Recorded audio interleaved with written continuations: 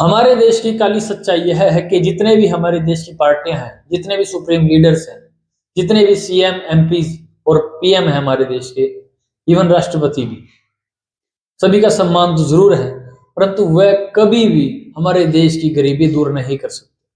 क्यों नहीं कर सकते? क्योंकि हमारे देश की राजनीति कभी भी पढ़े लिखे लोगों के लिए है ही नहीं।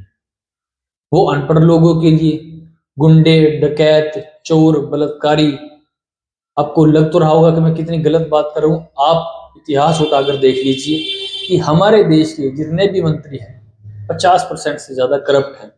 कितनों पर बलात्कार के इल्जाम हैं, कितनों ने चोरी की है, कितनों ने डाके डाले हैं, कितनों ने कितना। मैं 50% कह रहा हूं, आप सर्च करेंगे तो 80% से ऊपर जाएंगे। कुछ एक को छोड़कर मैं सभी को नहीं कह रहा। जिस वक्त हमारे देश के अंदर वोट, शिक्षा, रोजगार, अच्छे धर्म के कार्यों के लिए, देश की सुरक्षा के लिए, देश की राजनीति को अच्छे लेवल पर लेके जाने के लिए, इकोनॉमी को बढ़ाने के लिए, रोजगार देने के लिए, इंफ्रास्ट्रक्चर को अच्छा करने के लिए, ना जाने कितनी बड़ी लिस्ट है इन चीजों के लिए मांगी गई।